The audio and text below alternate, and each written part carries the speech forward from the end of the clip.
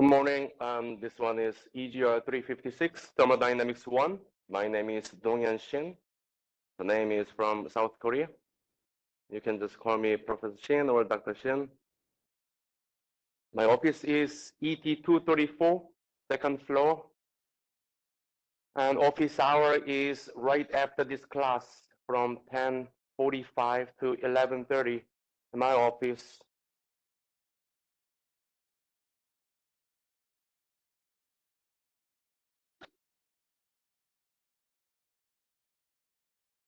The textbook is Moran's Thermodynamics 9th edition.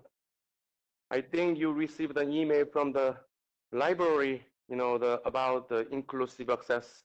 If you don't want it, you can cancel it. Nothing is needed. I just heard that it is cheaper to use that inclusive access if you can find the textbook, Amazon or elsewhere at lower price, you can do that. Okay? If you want to buy older edition or a newer edition, I don't think there's a newer edition. That's totally fine. You just need to find a friend who has the latest edition because the homework assignments are based on the latest edition. I cannot, find all the previous editions and find the matches. And there will be 3 exams. Each is about 30%. The final exam is not comprehensive. We are going to cover 9 chapters, so each exam is going to cover 3 chapters, okay? Homework assignments, 7%, and attendance is 3%, okay? Late assignments will be accepted, and you can submit any time before the final exam date. However, there will be 20% penalty, okay? The homework assignments has been already uploaded on Blackboard, and I don't accept any, the physical copy. You can write down or write on your Word file or somewhere, make a PDF file and upload to Blackboard, okay? So because just in case if you, submit a hard copy, sometimes,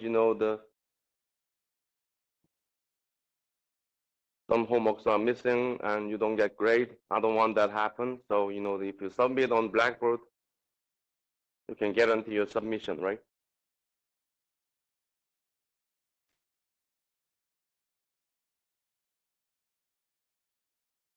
Any question?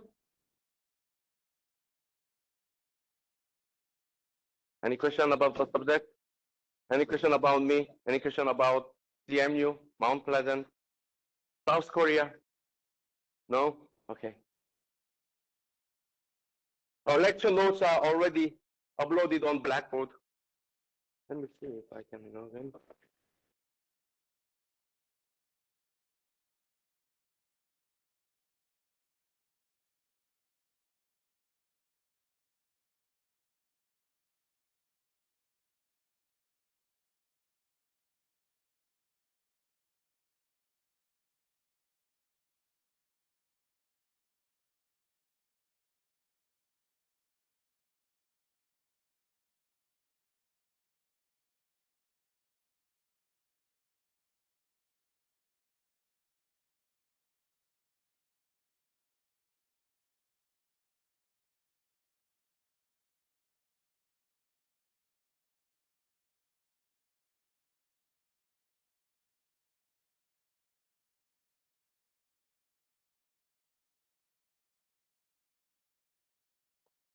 Here is EGR356. If you click it, you can download the syllabus.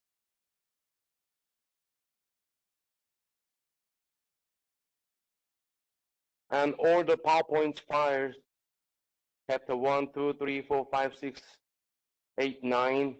And there is another PDF called property table, about 96 pages.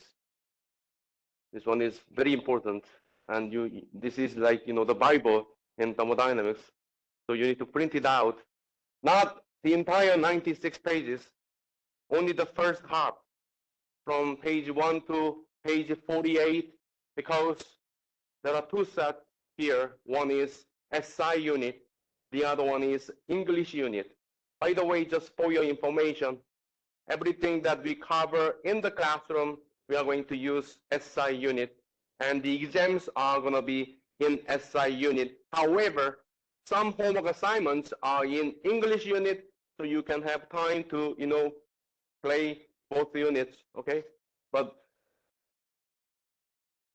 just to be consistent, classroom and exams are going to be in SI unit. And there's a homework submission.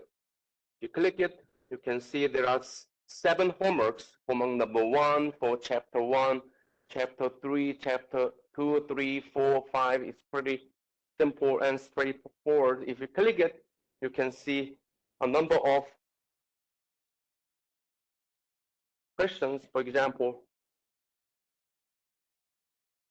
in chapter 4, problem number 3, 11, 14, etc. Okay? You don't have to write down the problem statement, just write your solution clearly so I can understand, how you solve, okay? And by the way, if you go to your textbook, you will see 3 different sets of exercise problems per chapter. You need to solve the problems under this heading, developing engineering skills, okay?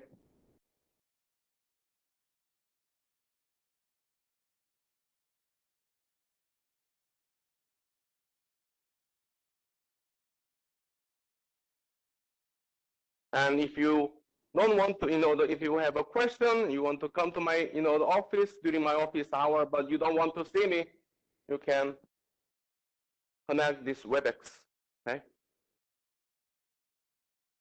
But if you want to connect WebEx during my office hour, send me an email, because I will be sitting down in my office. If you send an email, I can see right away. Say that, that you want to see me through, the WebEx, then I can log in, okay? Yes.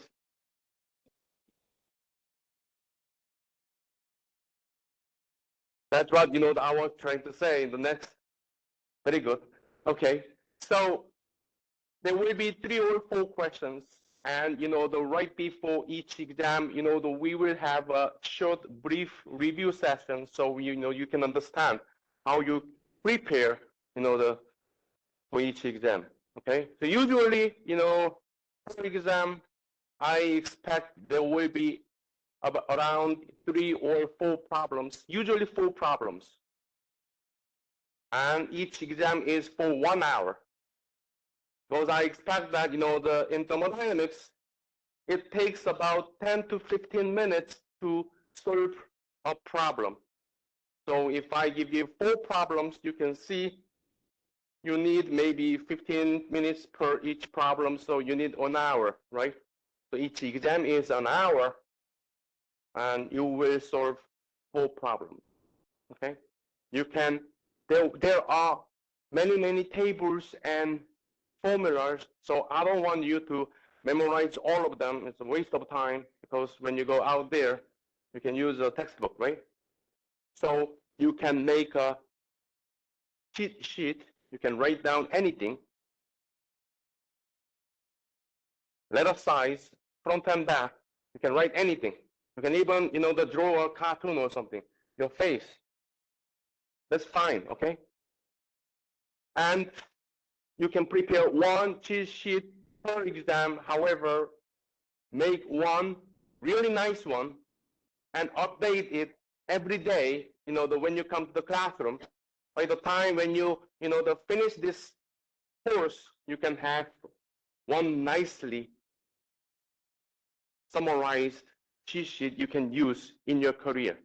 Because thermodynamics is everywhere, no matter what, which company or which discipline you're working, you will use thermodynamics, okay? Because, we are talking about energy, and energy is everywhere.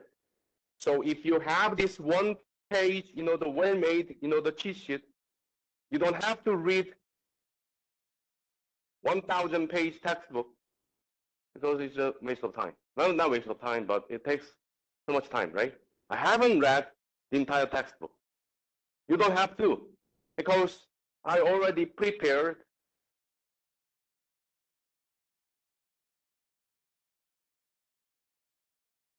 a summary of each chapter.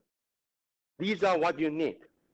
So here's a the little tip, the how you the study this course. Do not read your textbook. I think it's more than 1,000 pages, right? It takes six months, 24/7, if you just read it, from the page 1 to page 1,000 to understand everything. I did that, and I prepared a summary for each chapter. Use PowerPoint slide to study each material. It has necessary problems, so you can the practice. We will practice a number of problems in class, because I think that help you to understand how you approach a problem. Okay. And each chapter, while after you review each class, then you can the review what was covered and update your cheat sheet. So by the time when there's an exam, then you can just bring it. Okay. And also an engineering calculator is allowed, and things to write, scratch paper. Okay. Oh, right. By the way, there were, some questions, every semester near the end of, every semester. The final exam is not 2 hours or 3 hours. It's going to be 1 hour, the same as the other 2 exams. Okay. So every exam is 1 hour. But there's an option. If you want to have a 2-hour exam in the, in the final, which is totally fine, but you need to let me know in advance, because I consider each problem takes about 10 to 15 minutes. If you want 2-hour exams, I can prepare 8 problems. If you want 3-hour exam, I can prepare 12 problems. If you want a day exam, like 24 hours, and I can prepare 96 problems.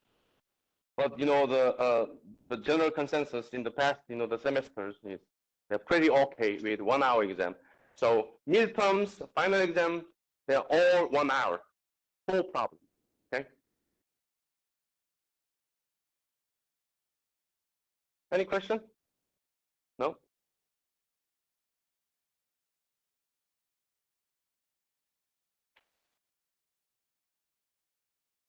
Attendance is required. However, I don't check attendance. Every class I will check only one time. One time when I see the smallest number of students. That's the day I'm going to check attendance. There's 3%. Okay.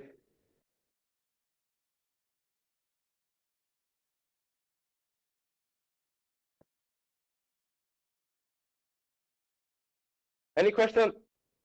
Please feel free to interrupt in the middle of the class, because teaching is pretty.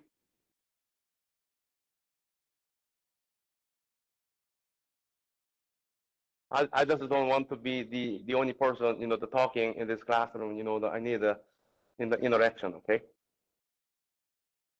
Because imagine that, the speaking, the alone for 1 hour, 15 minutes, 3 times a day. It hurts. It hurts my, the throat. So, I need someone, to speak up. Okay. So, Thermodynamics1 introduction and basic concept. So, my advice is that, the lecture notes are already available on Blackboard. Print them out, bring them to class, and write down here, the whatever, we discuss. Okay. So there are 8 chapters, because it's from chapter 1 to chapter 9, and we are not going to study chapter 7. So there are 8 chapters. So, and the chapter 1 and chapter 2 are not very fun. Okay. So don't get disappointed. during the first 2 weeks because chapter 1, chapter 2 they're not fun. But when we go to chapter 3, it's going to be fun. Imagine that you're playing a video game. You just bought, let's assume that you just bought, what is it, PlayStation? So let's say, the PlayStation. And you want to, start a game. However, you have pretty much no idea how to play a game. So it can be fun because you don't know how to play. So you need to go through a tutorial, okay, so there's a button A, that's a punch, the button B, that's a jump or something. You need to learn how to play. Then the game is fun, right? So chapter 1 and chapter 2, they are like, they cover information.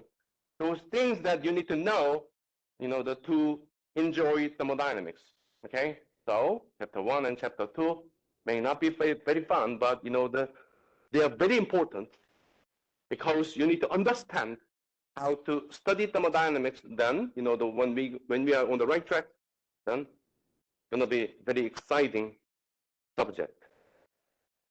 One thing for sure is that, one of the very difficult things in engineering is vector, tensor, etc. Right? No? There is no vector or tensor in thermodynamics because the direction of heat transfer, energy transfer is already determined in thermodynamics. There is no x, y, z coordinate. There is no r, theta, z. There's no, the Cartesian coordinate system. There's no cylindrical coordinate system. Heat transfers always from high temperature to a surrounding lower temperature. That is already determined. Therefore, we don't have to worry about direction. We only worry about the amount of energy transfer from high temperature to a lower temperature.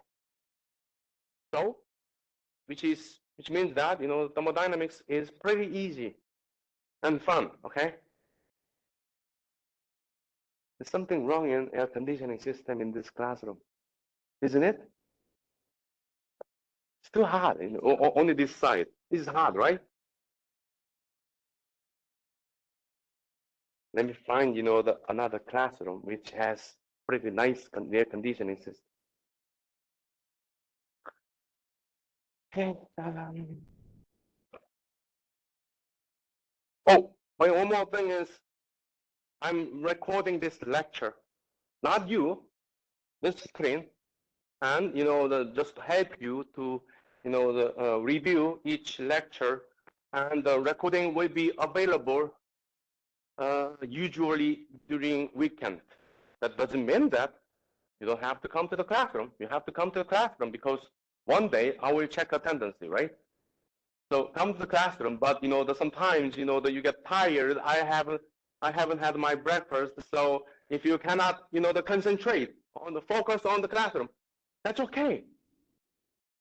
The weekend of the week, I will post the lecture recording so you can go over that, okay? However, the audio quality and and you cannot see this whiteboard, so things are limited. However, I just want to let you know that the recording will be provided to help your study, okay? Any question, suggestion? Okay. Everyone is talking about active learning. That means that you need to say something, right? All right, let's go. Let's study chapter 1.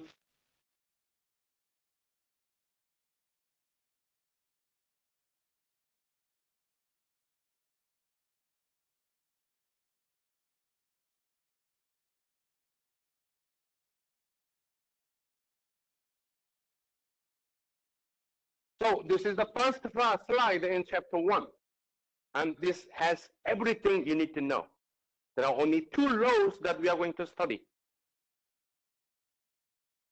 The first law and the second law. And they are all here. So if you completely understand this first slide, then you're good to go, right? So the first law of thermodynamics is conservation of energy principle. What is conservation of energy principle? If you eat 5 hamburgers this morning as a breakfast, if you put out 3 hamburgers in the afternoon, how many hamburgers in your stomach? Yeah, that's a conservation of energy principle. Okay? Whatever goes in and comes out, the net should be inside.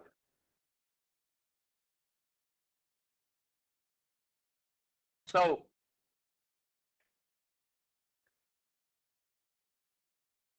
let's assume that there are 5 units of energy goes into a system. The system means this guy. And 4 units of energy comes out of this system. That means that there is 1 unit of energy left over inside the system. That is conservation of energy principle. You know that we are going to study this conservation of energy principle from chapter 1 to chapter 9. Okay, that's how we come up with our, the governing equations. So we are going to solve conservation of energy principle, throughout the semester, and for different cases, like for a closed system, for an open system, for time-dependent system, time-independent system, etc. Okay.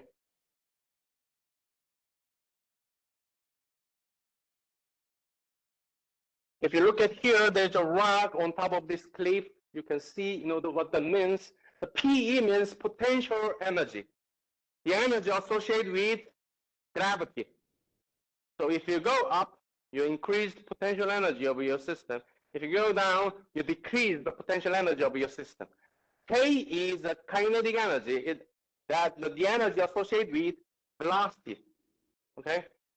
So when this rock falls to the ground, the potential energy is going to be converted to kinetic energy. So you can see the sum of energy is always 10. At the beginning, potential energy is 10 units, kinetic energy is 0 unit, so the total energy of the system is going to be 10, right? But in the middle, the 3 units of potential energy has been converted to kinetic energy because, its velocity goes up. So the sum of the energy is going to be 7 units and 3 units. Is that right? No. In reality, if it is in a vacuum, like in space, then this one is correct. However, in reality, there's air. So there is a friction between the surface of this rock and the air that will create heat, right? No, we cannot create heat. Some kinetic energy is going to be converted to thermal energy. So technically, this should be 7 units of potential energy and maybe 2.9999, etc., kinetic energy, and 0.000 something in thermal energy, which is heat. Okay? By the way, energy cannot be created or destroyed. You can only change the form of energy. Okay? So now if you calculate the sum of these energies, it's going to be still 10 units. Okay?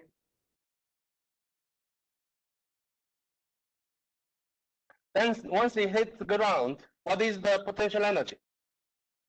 How many units of potential energy? Once it is on the ground, 0, okay? So there's a potential energy is 0 units. Then what is the kinetic energy? 10? Based on the conservation of energy principle? Not really. Once it hits the ground, there's no velocity, right? So what is the kinetic energy of the rock? 0.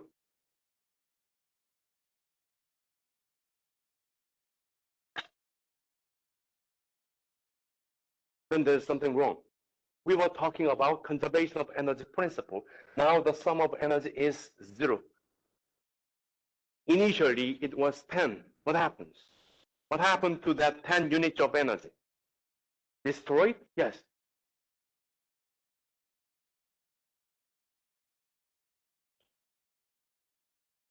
Yes. Yes. Same opinion? Yeah.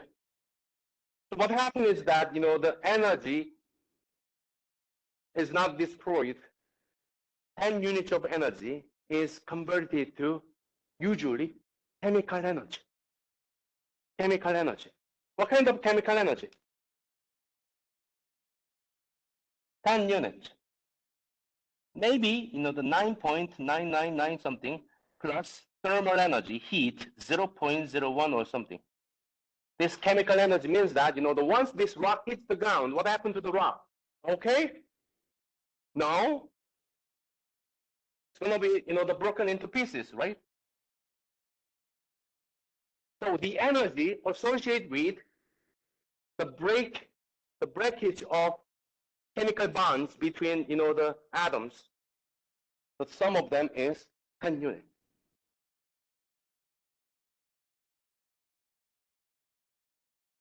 Now, you can see, how we can study conservation of energy principle, right? Any question about the first law? We are going to use this first law over and over more than, 1,000 times throughout this semester, okay?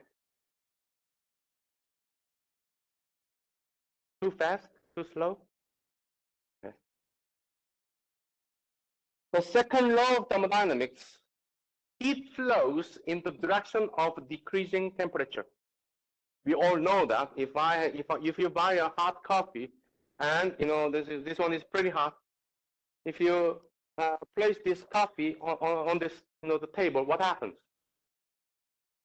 Yeah, right. Why is that? Because of heat transfer. The heat is lost from the coffee and it heats the air surrounding, right?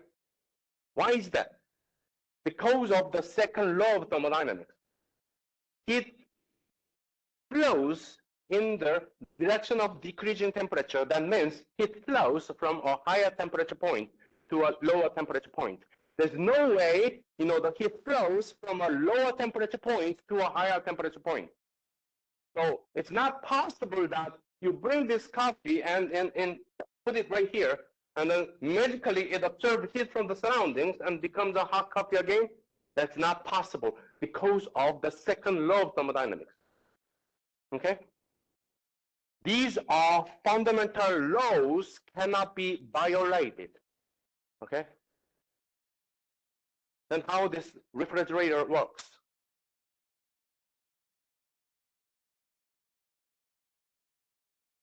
So how refrigerator works. So let's see. Refrigerator.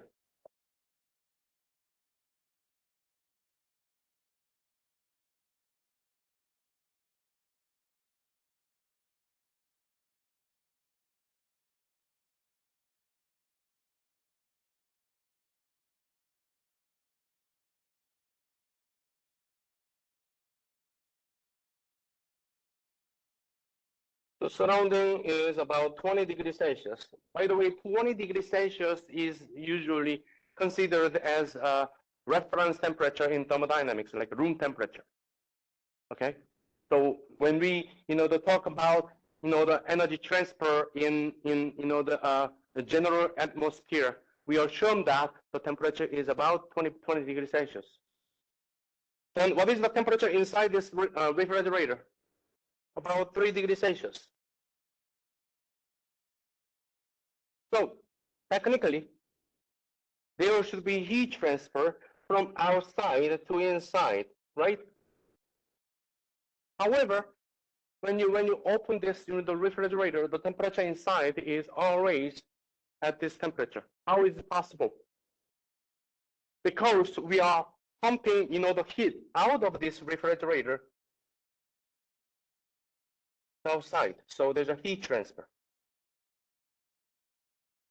So this is what happens in a refrigerator. We transfer heat from a lower temperature and to a higher temperature. That's what refrigerators do. Now, if you go back to the second law of thermodynamics, something is wrong, because it says heat flows in the direction of decreasing temperature. Heat flows from a higher temperature to a lower temperature. So if you look at this one, heat transfer from 3 degrees Celsius to 20 degrees Celsius, it violates the second law of thermodynamics. Yes, it violates. It's not possible. Then how we, the transfer heat, out of this refrigerator? We use a simple trick. We have what is called refrigerant. Have you heard about freon gas? What is freon gas? That runs inside the refrigerator a long time ago. It's banned because we cannot use it anymore because it destroys the layer up there, right? Which protects us from getting a skin cancer. So what happens is that we have a refrigerant flow through inside the system.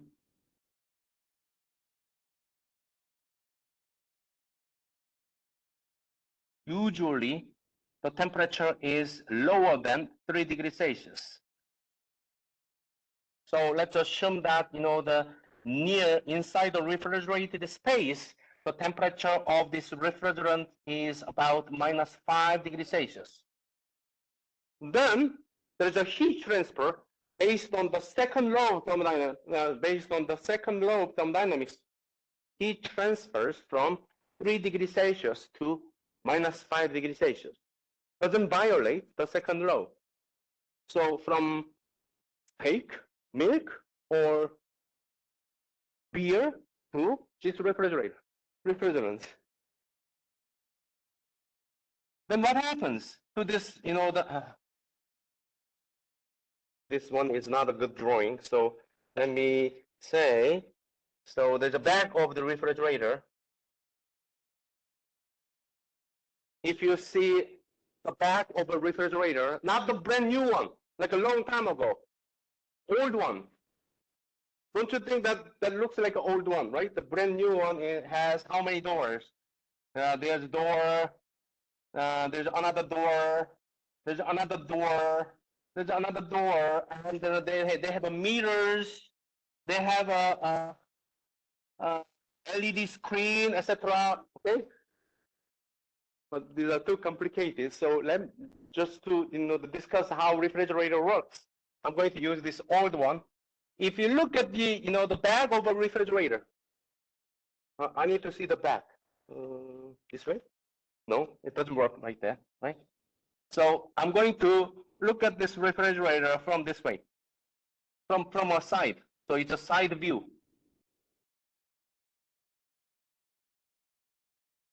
So there's a door, right? Door and door handle, and there's a food. Milk,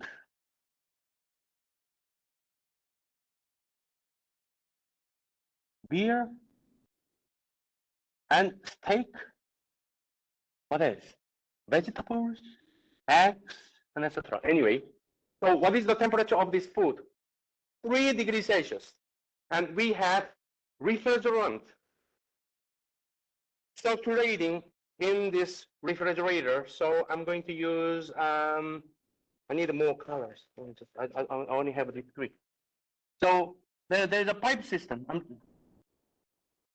Have you seen, have you seen the back of the refrigerator? It usually has a lot of small pipes. If you have a refrigerator in your home, that has a lot of pipes, that means that it's time to replace that one, right? I was kidding about that, but so in the back, we usually have, the lots of, the small tubings, and this small tubing is go in the refrigerator and similarly inside, underneath the surface, and then goes out like that. So the new refrigerators being sold out there, like that one, it's covered So you don't see that, but if you have an old refrigerator, you see those things, right? So what happens is that those, the freon gas, the refrigerant is flowing inside this pipe. When they are inside the refrigerator, the temperature is pretty low. Let's say about -5 degrees Celsius. And then, because this temperature is lower than the temperature of the food, there is a heat transfer from the food to the refrigerant. Because of that, what happens? Yeah, for the food. But what about for the refrigerant? Its temperature goes up, right? Because it receives heat, temperature goes up, right? You receive heat, temperature goes down. See, when you receive heat, temperature goes up, right? Then this temperature goes up. Let's say from -5 to maybe 0 degrees Celsius.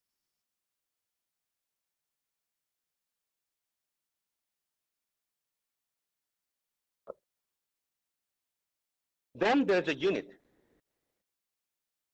I need to go this way, downward. So about 0 degrees Celsius. Then there is another device in the refrigerator. When let's assume that there is a refrigerator in front. Is it loud or quiet? Sometimes it makes some noise, right? Something, right? That is the sound of a compressor that we are going to study in chapter 4, compressor. So compressor is a device usually located at the bottom of this refrigerator. So what it does, the name of the device is compressor, so you assume that it's going to compress what? This refrigerant. So it was 0 degrees Celsius. After this compression, what happens? When we talk about, by the way, there is one thing is missing here. Whenever you study thermodynamics, you don't just talk about temperature. There's another property should follow. What is it? No? Yes, pressure. Temperature, pressure, they work together. However, in our real life, we don't actually, talk about pressure because we are living in a world when pressure is practically constant.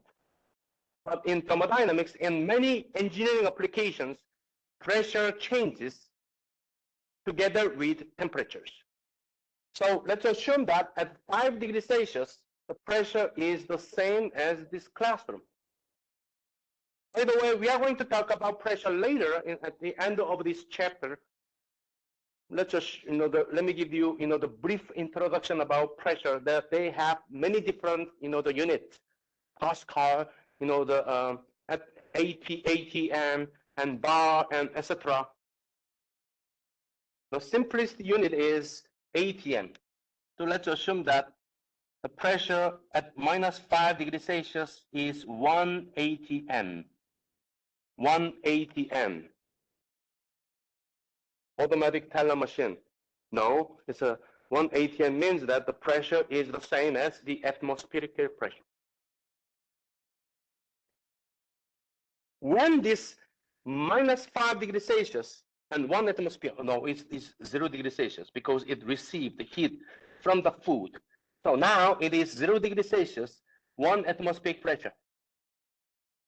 When this refrigerant goes into this compressor, what happens? The compressor pressurizes the system, so its pressure goes up. 1 atmospheric pressure may becomes 10 atmospheric pressure, maybe 8 atmospheric pressure. So pressure is increased by 8 times. So when pressure goes up, what happened to the temperature? Stay the same? No, they go together. When pressure goes up, temperature goes up. So this 0 degrees Celsius becomes 40 degrees Celsius. Now, 40 degrees Celsius, 8 atmospheric pressure refrigerant flowing through these small pipe systems in the back of the refrigerator. That's why, have you touched the back of the refrigerator usually hot? Why is that? Because the temperature of the refrigerator inside these small tubes are already high temperature, higher than your body temperature. When you touch something, then you feel that it is hot. That means that the temperature is greater than the temperature of your body. What is your body temperature in SI unit? About 36.5 degrees Celsius. If you have a fever, just when you don't have a fever.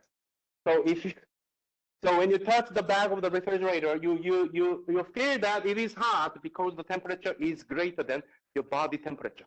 Okay. Now what happens? What is the temperature outside? Room temperature. What is room temperature? 20 degrees Celsius. So unless you have in this wind, so let's assume that the temperature inside the house is always 20 degrees Celsius. You run a heater in winter, you run an air conditioning system in summer, maintaining this temperature. So what happened? Due to a second law of thermodynamics, heat transfers from high temperature to low temperature, in this case, from 40 degrees Celsius to 20 degrees Celsius.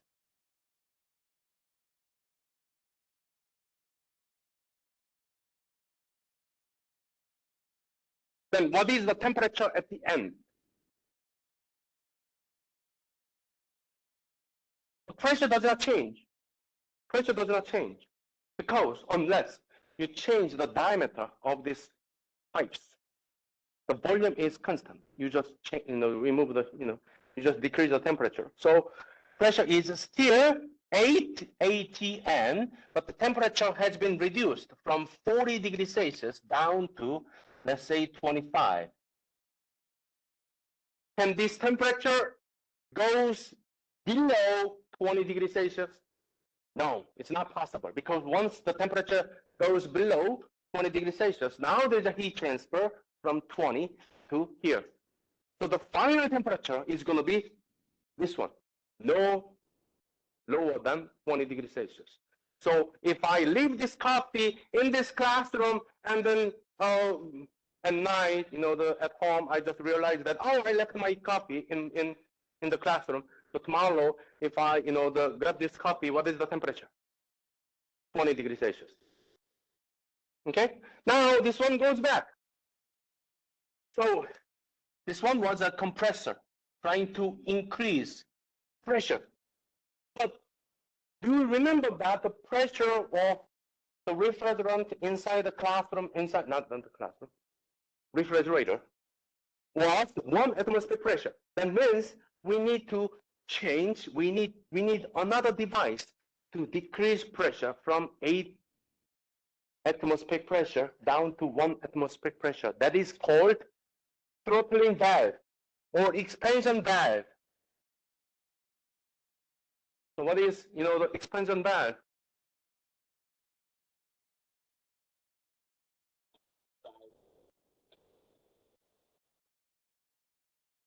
So yes, if you increase volume, pressure goes down. But the way, the expansion valve works is slightly different. But you're right. When you increase the volume, the pressure drops. When you decrease volume, the pressure goes up. When you, fix all the other, the properties such as temperature. Throttling valve is, by the way, is when you have a pipe like that. Sometimes, when you watch a submarine movie, when it is sinking and there is a leak from a pipe, what people do? They go somewhere trying to rotate some handle, right? So throttling valve is kind of like that. So you have a device that interferes fluid flow. So that interferes fluid flow. What happens is when there's a fluid flow, when you meet this kind of things, the streamline goes like that. It's a fluid mechanics. I don't know why I'm talking about fluid mechanics, but You will study that later, right? And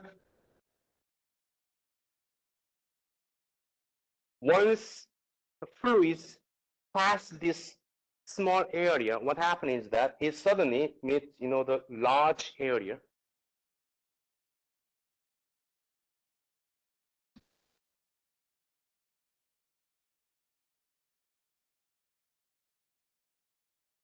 This phenomenon drops pressure. So technically, locally, you're right. You're increasing the volume after you restricting, the volume. But, overall, the volume is constant. So when you have this kind of, the flow, the restricting device, that usually drops pressure.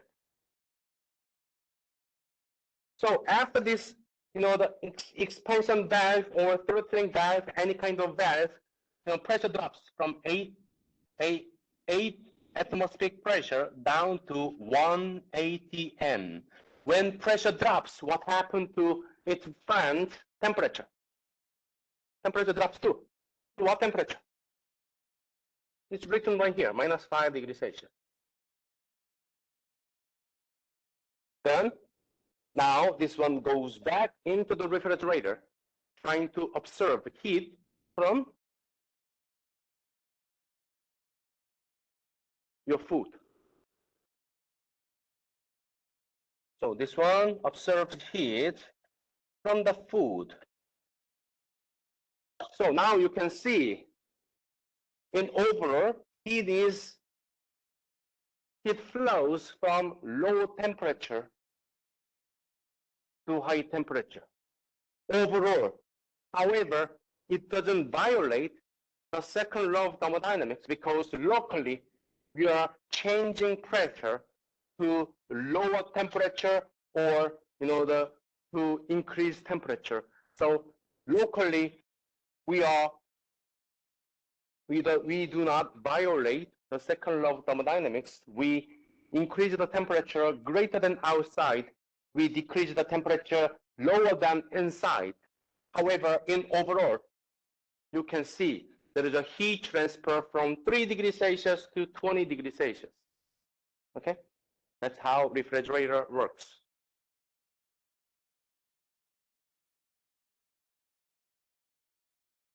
By the way, this is not a continuous process. Once the temperature reaches at a designated temperature, let's say 3 degrees Celsius, this this refrigerant system stops, so you don't hear anything. Once the temperature goes to, let's say, 4 degrees Celsius, then now the compressor kicks in, and the refrigerant is circulating. That's why sometimes you hear noise. You hear the noise from a refrigerator. Sometimes you don't. If you hear the noise from a refrigerator too many times, that means that there's something wrong in the insulation, right?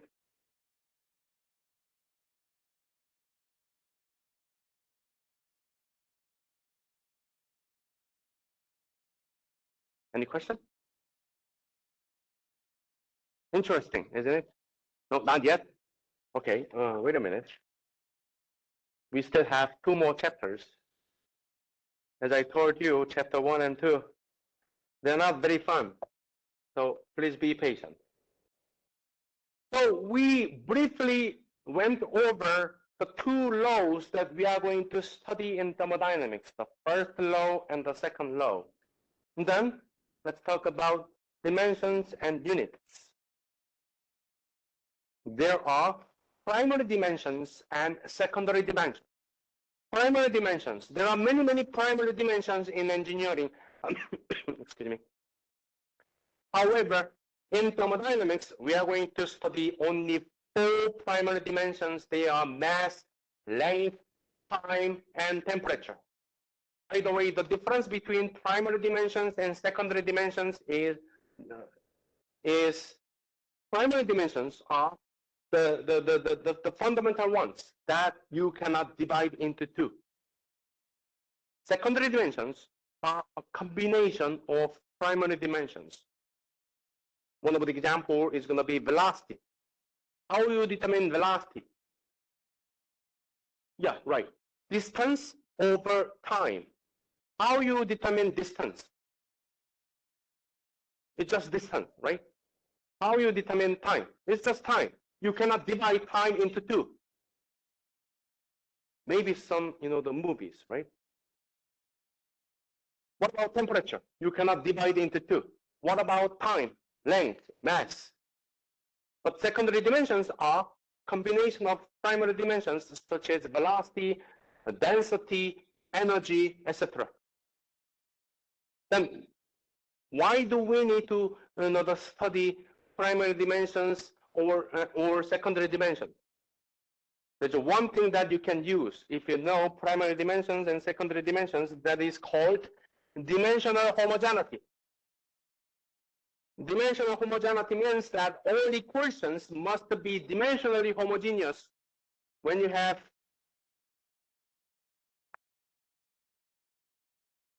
a very complicated equations.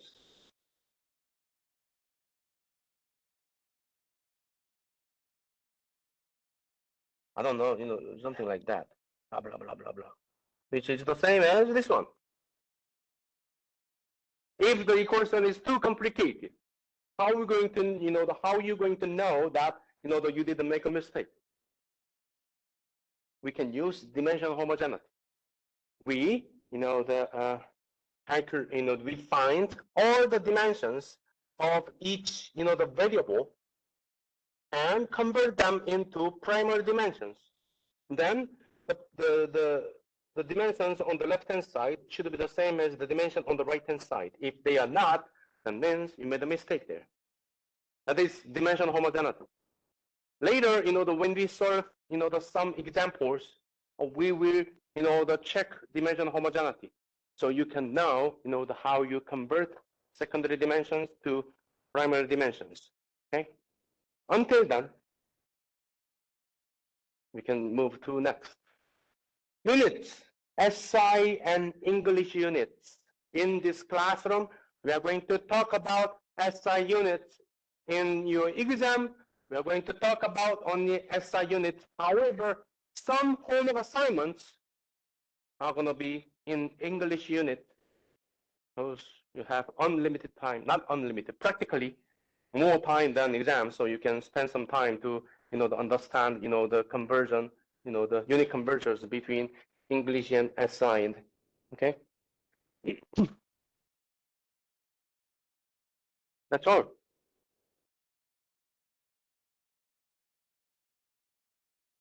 Systems and control volumes. This one is important. It's the thermodynamics specific. The previous, the dimension and units. I think you already studied them from your freshman courses and sophomore courses, right? No, I don't know. I don't teach them.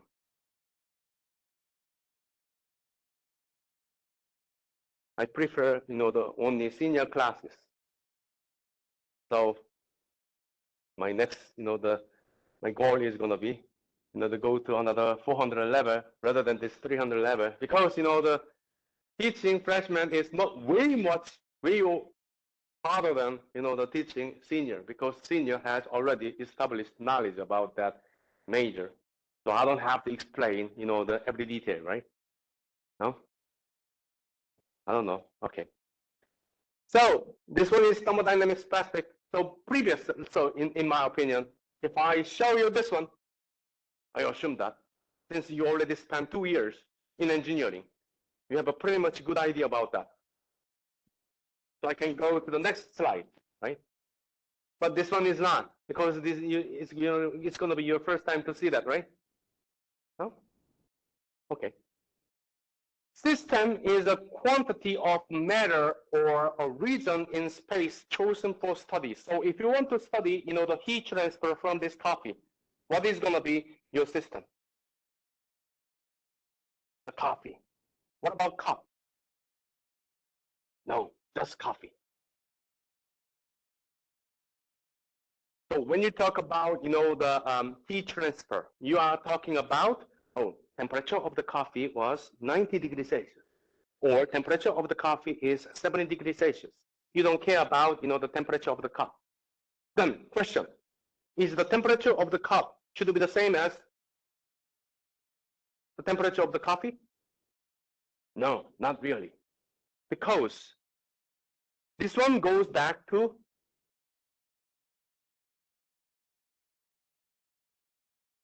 the second law of thermodynamics. Heat transfers from a higher temperature to a lower temperature. Sometimes, when you buy a coffee from the coffee shop, you maybe, you may complain that, oh, it's too hot. I cannot hold it anymore. I'm going to sue McDonald's, right? There was somebody who did that, right? But technically, the cup is not as hot as the coffee, because if the cup temperature, let's assume that the cup temperature is the same as the temperature of the coffee, what happens? No, because the cup has the same temperature as the coffee. What is the direction of heat transfer between cup and coffee? There's no heat transfer between cup and coffee. Then how can make a heat transfer from coffee to the surrounding air? No, cup has the same temperature as the coffee. So there's no heat transfer between coffee and cup, right? So how can you, cool down this coffee? Oh, so there's a heat transfer from cup to the, the surrounding area. That's not possible because cup has the same temperature as the coffee. So you see the problem here. So as long as cup has the same temperature as coffee, there is no heat transfer between coffee and cup. Now, if you lose heat from the cup to the surrounding air, the problem is that where the energy came from. Right, you cannot create energy, you cannot destroy energy. In other words, if we limit energy into heat, you cannot create heat, you cannot, destroy heat. So if you want to have a heat transfer from cup to the surrounding air, that heat should be from somewhere, right? Because the cup cannot generate heat unless you have a, electric resistance heater embedded in the cup. That's going to be a pretty expensive cup. So if you make that assumption, cup has the same temperature as the coffee, then there's no heat transfer in anywhere. Because when there's a heat transfer, you violate the second law of thermodynamics. Make sense? Kinda, the tricky. So what I want to say is that, if you want to have a heat transfer from the coffee to the surrounding area, due to the second law of thermodynamics, the temperature, from the process should be in the decreasing order. So the coffee should be at a very high temperature, cup should be at a little lower than temperature than the coffee, then the air is lower than temperature, and then, the cup. Then you have a heat transfer in this direction. If you have a thermal equilibrium, if you have a same temperature in two different, the regions, then there is no heat transfer. That is called thermal equilibrium. Once you reach thermal equilibrium, there is no heat transfer. That's why when you leave this cup here, and then tomorrow, I'm going to find this coffee again because to drink. I'm not going to drink, but you can see that the temperature of the coffee should be the same as the surrounding air, and there's no more heat transfer from this coffee.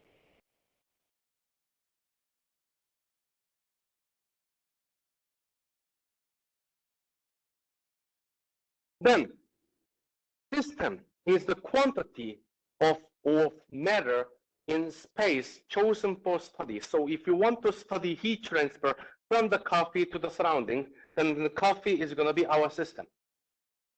Then, heat will be removed from this coffee, but you cannot destroy heat. Then this heat should go somewhere, right? Where? The air. Then the air is going to be the surroundings of this system. The surroundings, the mass or region outside the system. Then you need to have another, a thing that divides system and surrounding, that is boundary. So in this case, this cup is going to be the boundary of the system, the real and or imaginary surface that separates the system from its surroundings. So when you want to study heat transfer of this coffee, the coffee inside the cup is going to be your system, air is going to be your surroundings, and the cup is going to be the boundary. Then the next question is that we have the real boundary and imaginary boundary. What is the difference between real and imaginary? The cup is real boundary. This opening is going to be imaginary boundary. Then what is the difference between real and imaginary? The real boundary, heat can transfer. When you touch this one, you feel hot. That means that heat is just transferred from the cup to your skin. But mass cannot transfer unless you make a hole, right? The coffee, doesn't fall to the ground, right? Because it's a real boundary. However, this one is imaginary boundary. Imaginary boundary means that heat can transfer as well as the mass. When you have a mass transfer, energy transfer together, that's a imaginary boundary. Only energy can transfer, that's a real boundary. Make sense?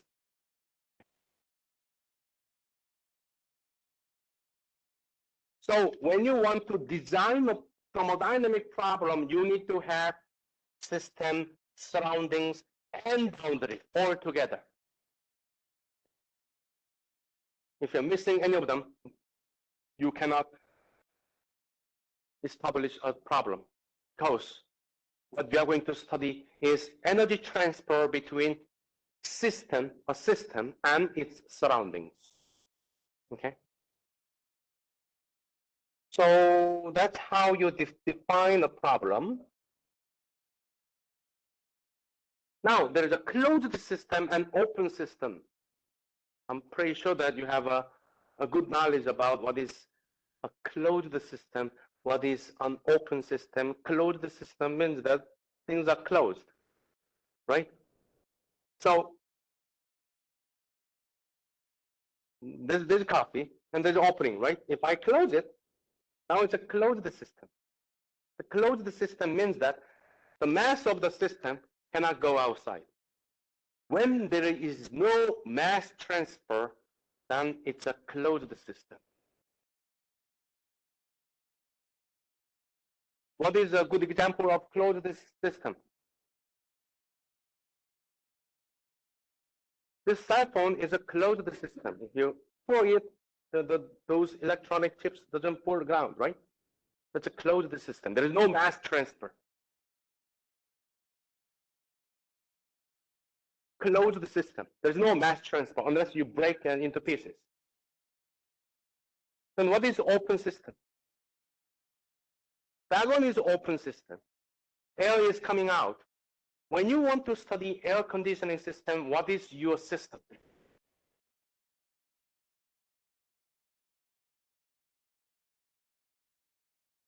No. Room can be a boundary. What is, the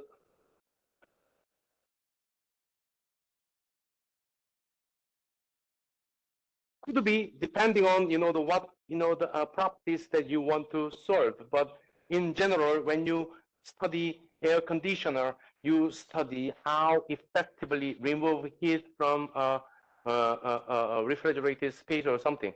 In that case, the quantity of matter of our study is going to be air. So when you study air conditioning system, air is going to be your system.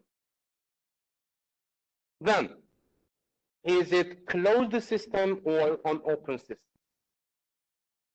Yes, because air is flowing. Air is coming out of the air conditioning unit.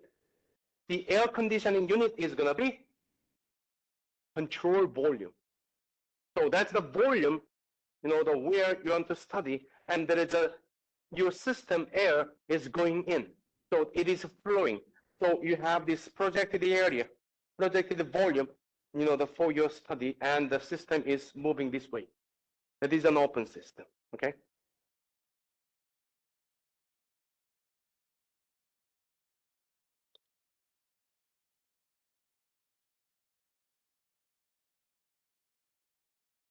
then of course, it will be easier to study one by one. So closed system, we are going to study closed system in chapter 3, and we are going to study open system chapter 4.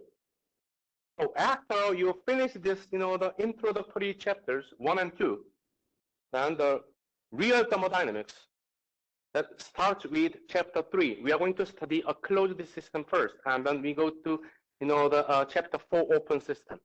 So that's pretty much everything about the conservation of energy principle in general.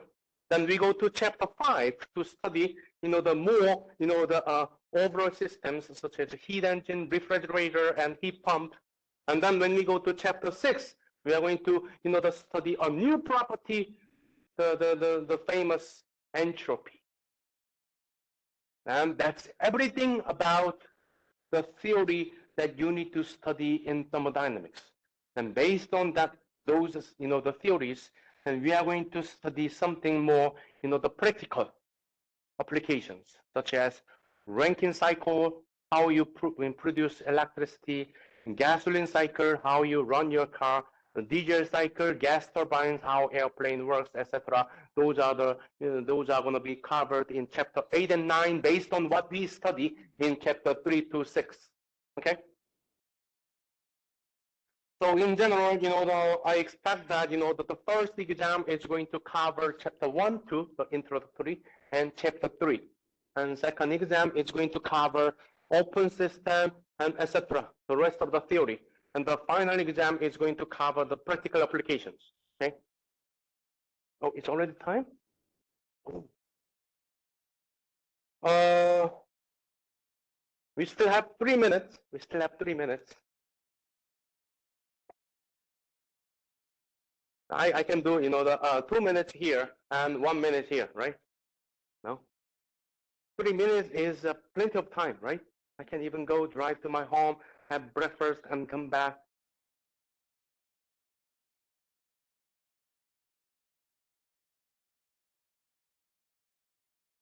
Okay. Properties of a system. So when you study heat transfer, from this coffee to the surrounding fluid, then you need to understand, what is the, what is the numbers that you are going to study. You need to study temperature, you need to study pressure, you need to study energy, etc. Those are called properties. Any characteristic of a system. What is the pressure of this coffee? By the way, what is the pressure of this coffee? Yes, 1 atmospheric pressure. What is the temperature of this coffee? I don't know, but I still feel that it's hot. That means that the temperature of the coffee is greater than the temperature of my body. So it's going to be at least, the 37 degrees Celsius. What is the volume of this coffee? That is also a property of this system. And there are some familiar properties that we are going to study in thermodynamics. They are always pressure and temperature and volume. Those three are, how they are, the related each other is one of the subjects that we are going to study in thermodynamics. So like, when I ask this question, if you increase pressure of the system, what happened to its volume?